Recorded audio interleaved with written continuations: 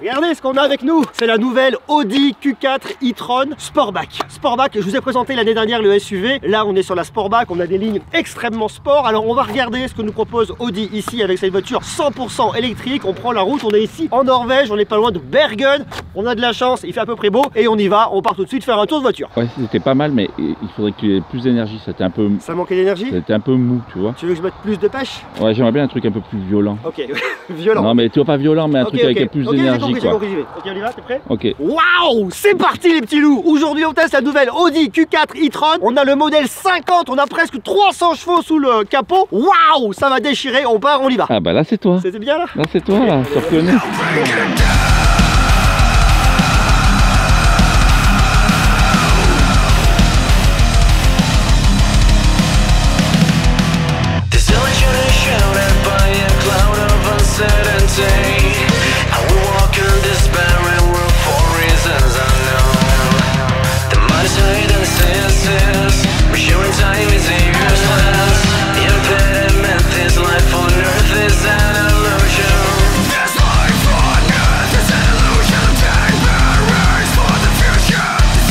J'arrive, je cherche juste comment on éteint. Et en fait, je trouve qu'il y a un truc qui n'est pas fonctionnel ici chez Audi. Et je l'avais déjà dit les dernières quand on avait essayé la Q4 e-tron, le modèle, le SUV, pas la Sportback. C'est que le software, je ne comprends rien. Ah, ça y est, j'ai trouvé. Donc là, je peux éteindre la radio. Ok. Et il faut s'y retrouver. Alors, je suis persuadé qu'une fois qu'on l'a pris en main et qu'on a l'habitude, on a tous ses repères. Mais quand on n'est pas habitué et qu'on change de voiture, différents essais et compagnie, là, c'est pas simple. Il y a un truc qui est vachement bien ici, c'est qu'on a ce look and feel sport qu'on n'avait pas l'année dernière. L'année dernière, je vous avais montré, c'était le pur SUV. Alors, toujours un SUV ici, mais là, c'est la Sportback. C'est la Sportback qui a des super lignes, qui est vachement agressive. Regardez, elle est super profilée, elle est plus jolie. Et surtout, le truc qui est vraiment dingue, c'est ce que vous allez retrouver au niveau de l'arrière, au cul de la voiture. On peut l'appeler ça comme ça. Waouh! Je continue, je reste comme ça un peu. C'est bien comme ça, le rythme? C'est bien, c'est bien. Waouh! Encore plus, encore plus. Waouh! Regarde, en fait, le truc qui est cool, c'est que là où le SUV allait un peu plus loin comme ça, et tu pouvais mettre une galerie sur le toit si tu voulais. Alors ici, tu mets pas de galerie, mais par contre, c'est tout de suite, ça descend beaucoup plus. On va avoir ce petit aileron là et ça donne vachement de gueule. Ça a la type d'avantage et c'est vrai que c'est super joli. Alors après on va venir retrouver ici la petite partie là. Quand tu freines, tac tac tac, tu le sais. Et puis il y a un truc qui est hyper canon ici chez Audi. C'est toutes les lumières, c'est toutes les petites LED qu'on va venir retrouver et qui apportent cette agressivité, qui apporte ce look and feel hyper sport à cette voiture. C'est pas une voiture de sport, mais là le modèle qu'on a c'est la 50. C'est la Quattro, on a quasiment 300 bourrins. Alors je vais pas vous parler ici de nombre de chevaux et compagnie, mais en fait il y a la 35. La 35 on est un peu tranquille, il y a la 40, la 45 et la 50. 45-50 c'est du 4 roues motrices, là que vous avez deux moteurs différents. Bah ouais, parce que c'est l'électrique, c'est pas la thermique. Vous avez un gros moteur à l'arrière et un moteur un peu plus light, moteur à l'avant. Tandis que sur les autres, sur la propulsion, sur la 35 et de la 40, c'est de la propulsion, le moteur est uniquement à l'arrière. C'est ça un peu la différence. Mais là, ce modèle là, je peux vous assurer qu'en 4 roues motrices, ça envoie du bois. Waouh!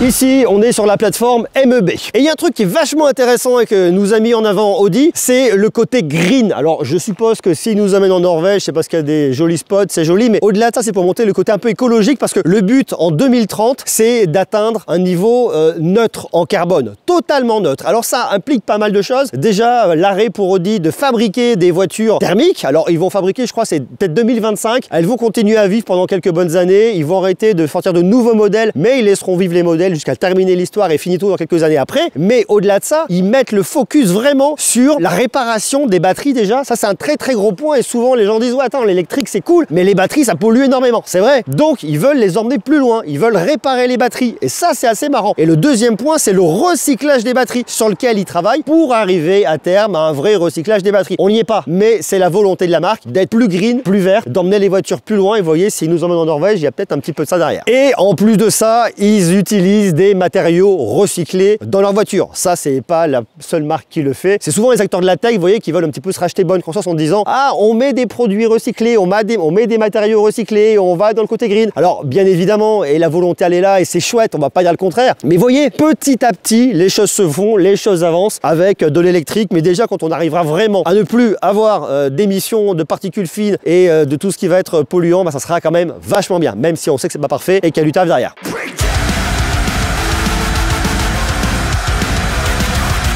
Je vous l'avais dit l'année dernière quand je vous ai présenté cette voiture-là, enfin c'était pas exactement celle-là, mais comme quasiment tout est pareil, ce qui va changer c'est l'esprit Sportback. Mais tout le reste c'est la même chose. Allez jeter un coup d'œil à ma vidéo de l'année dernière et vous saurez tout. Enfin pas exactement tout, presque. Mais je reste sur ce que j'ai dit. Vous voyez, un an après, j'ai fait d'autres bagnoles, j'ai fait plein d'autres trucs. Et un an après, qu'est-ce que j'ai comme point de vue en fait? C'est que Audi sait vraiment bien faire des voitures. Je veux dire, je vous apprends rien. Audi est super bon. Genre, le véhicule est génial, il se conduit bien, le volant est magnifique, on a des superbes finitions. Ils sont un peu en dessous au niveau de la tech embarquée. Alors autant vous avez tout ce qu'il faut d'un point de vue logiciel. C'est pas forcément simple de s'y retrouver, ça je vous l'ai déjà dit. Mais sinon, on a tout ce qu'il faut. On est bien pour la conduite. C'est extrêmement agréable dans les virages. Ça roule du feu de Dieu, ça tourne bien. En plus, comme on est sur l'électrique, on a une batterie, on a une tenue au sol qui est magnifique. Ça bouge pas, ça bronche pas. Je suis en plus sur du 4 roues motrices et j'ai pas mis mon GPS sous les yeux, ça va être plus compliqué. Et comme je suis sur une... Merde, voulez-vous vous rendre? Ça nous a pété le GPS, non c'est bon.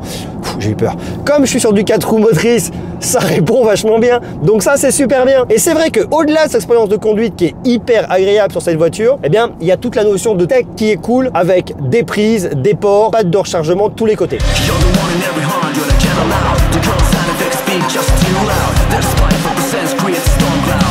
Le truc qui est intéressant ici, c'est le Drive Select. Vous allez pouvoir choisir votre mode de conduite. Alors vous appuyez dessus et après vous le voyez directement efficient, confort, auto, dynamique, individuel. Moi j'ai mis le dynamique parce que j'ai un peu de récupération d'énergie lorsque je lève le pied de la pédale d'accélération. Après vous pouvez passer en automatique hein, si ça vous arrange. Le confort, l'efficient, ça va venir consommer un tout petit peu moins. Ça va dépendre de votre style, ça va dépendre de ce que vous voulez dans la conduite. Et je trouve ça c'est cool.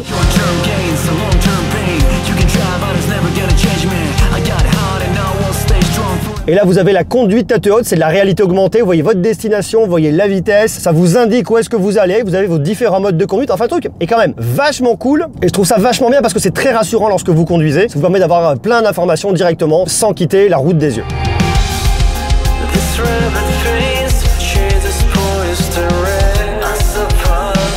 Alors le truc qui est cool aussi, et ce qu'a fait ici Audi, c'est-à-dire qu'ils ont fait un partenariat avec Sonos. C'est Sonos qui équipe, regardez, il y a du Sonos là, il y a du Sonos là, il y a quoi? Il y a 10 enceintes je crois à l'intérieur. Et franchement, si vous voulez que ça bombarde un peu, regardez, je vous mets un peu de musique là. Vas-y mon lapin quand tu veux.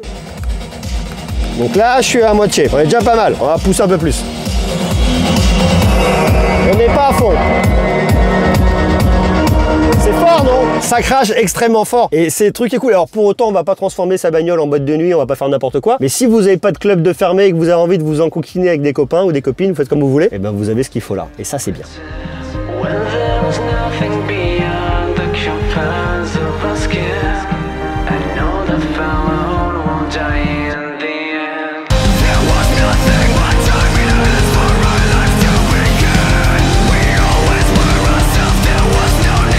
Le truc qui est intéressant ici, c'est comme on est sur une voiture qui est hyper connectée, eh bien on a tout ce qu'il faut. C'est-à-dire qu'on a Android Auto, on a Apple CarPlay. Donc si vous voulez venir connecter votre smartphone Android ou votre smartphone Apple, votre iPhone, vous pouvez le faire très facilement. Arrête, tu as dire. Là, vous avez un pad de chargement pour venir recharger votre smartphone sans fil. Même remarque que l'année dernière, quand vous avez un très grand iPhone, eh ben, il ne passe pas. Il ne passe pas, à moins de venir casser le téléphone, donc le cas, ça ne marchera pas. C'est un iPhone 13 Pro Max. Si vous avez un iPhone 13, il ira très bien et conviendra. Et bien évidemment, d'autres smartphones Android qui sont compatibles, charge sans fil. Voilà, mais pour celui-là, regardez, on peut faire ce qu'on veut, on peut le pousser. Ça ne marche pas. Autre truc qui est intéressant, vous avez deux prises en USB-C pour venir vous brancher. Ici, hop là, venir brancher et recharger votre smartphone filaire, parce que si vous n'avez pas de rechargement sans fil, là, ça fonctionnera. Il y en a une d'un côté, il y en a une de l'autre. Et vous avez également du 12 volts. Si vous voulez venir vous brancher ici, vous pouvez le faire très facilement. Et rebelote à l'arrière, vous avez deux prises USB-C plus une 12 volts pour venir brancher ici très facilement.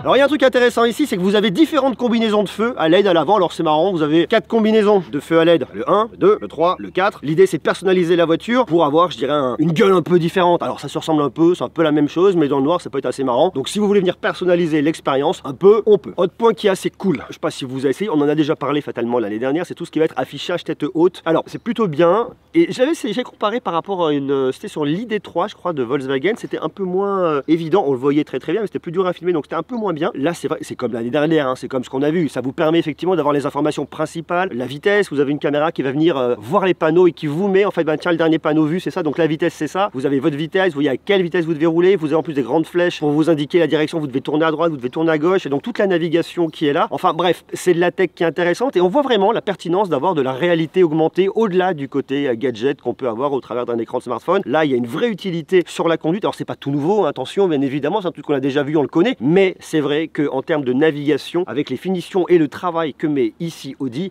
c'est juste magnifique et ça marche très bien.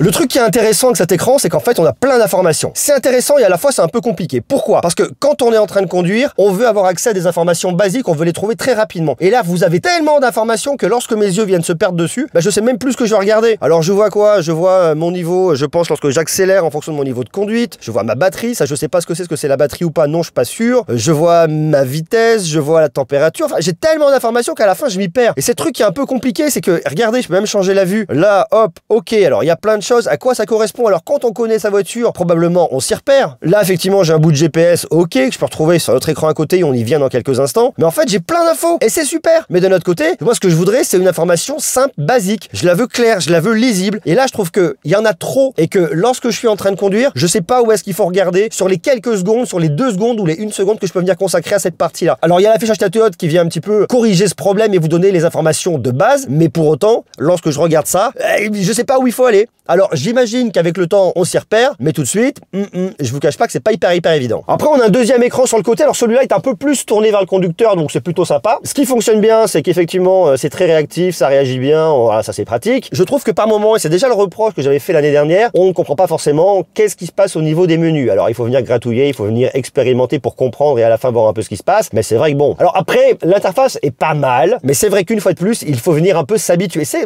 vrai que Tesla nous a habitués à avoir un truc tellement simple que lorsqu'on arrive sur toute la partie utilisateur et l'expérience utilisateur ici, des fois on se perd un petit peu. Après on a 5 petits raccourcis sur le côté, pourquoi pas, ça fonctionne pas trop mal. Ce que j'aurais aimé, c'est avoir peut-être un écran un peu plus grand qui descende un peu plus bas pour m'apporter une expérience de connectivité. Comme on est sur une voiture connectée, une voiture électrique, je voudrais un truc un peu plus connecté. Elle l'est pour autant, attention, elle l'est vraiment, mais je voudrais que ça envoie un peu plus de beau au niveau de l'écran, un peu plus grand. Après, effectivement, bon, j'en trouve des petits boutons dessous. Ça, c'est un truc que Tesla fait pas. Alors on parle souvent de Tesla parce que c'est un peu une des références en termes d'écran et de connectivité au niveau des voitures, parce que c'est un ordinateur embarqué, mais le gros inconvénient, c'est qu'il faut tout passer par l'écran, vous n'avez pas de boutons. Eux, par contre, ici, ils se sont dit, on va garder les boutons, vous voyez. Vous avez vos petits boutons pour votre clim, vous pouvez venir régler les choses là-dessus. C'est très pratique, c'est très sympa. Après, l'autre point aussi que je vais un peu reprocher, c'est que sur la partie du bas, là, regardez que vous avez ici, alors vous avez votre petit sélecteur pour avancer, vous avez le nut, vous avez le parking, vous avez tout ça, c'est plutôt pas mal. Mais après, alors là, ils m'ont mis un petit commande pour venir régler mon multimédia, monter le son et compagnie, alors que j'ai déjà sur mon volant. Bon, je pense que c'est plutôt pour le passager. Après, il y a des boutons, très honnêtement, hein, si on n'est pas un spécialiste, je comprends pas. Je sais pas ce que c'est que ça, par exemple, vous voyez. Une fois de plus, lorsqu'on vient regarder, on finit par comprendre. Mais je trouve qu'en fait, et c'est un peu le reproche que je veux dire faire globalement à ce véhicule, il est super, il est complet, mais parfois, il est un peu trop complexe et il manque un peu de lisibilité.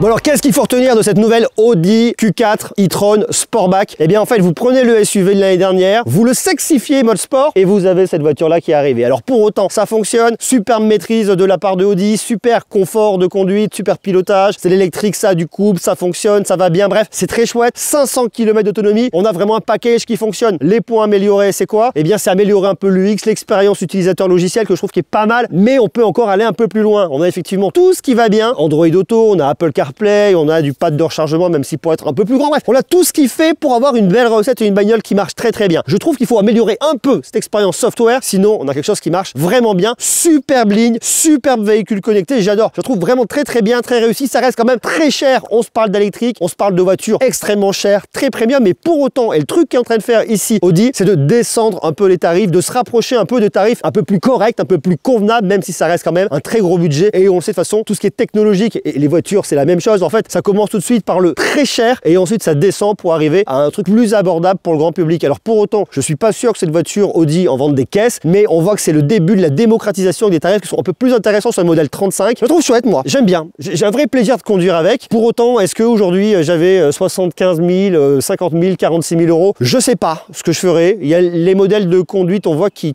évoluent, les modèles. Il y a le car sharing qui est intéressant. Je sais pas. En tout cas, si vous voulez acheter une belle voiture électrique, si vous aimez Audi, Pour moi, il n'y a pas photo. Vous pouvez y aller, peut-être pas sur le modèle 50 qui est quand même extrêmement cher, mais pourquoi pas une 35 ou une 40, même si c'est de la propulsion et que c'est pas du 4 roues motrices, c'est quand même cool. Dites-moi ce que vous en pensez, vous. Est-ce que c'est des voitures qui pourraient vous intéresser? Qu'est-ce que vous pensez de la tech embarquée là-dedans? Est-ce que ça vous botte pas? Marquez-le moi en commentaire. Et nous, on se retrouve très vite. On va continuer à parler de tech. Alors, pas que d'automobile. On en parle un petit peu quand il y a les opportunités. Vous voyez, on vient en Norvège, c'est chouette. Mais on parlera de plein d'autres choses. Donc, je vous embrasse. Je vous donne rendez-vous à très bientôt. Regardez, inspirez-vous, respirez l'air de la Norvège. Viens là, mon coco. Regardez comme c'est beau. Regardez comme c'est beau la Norvège. Voilà.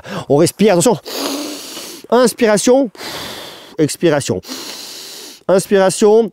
Voilà. On est bien, on est heureux. Soufflez, on y va.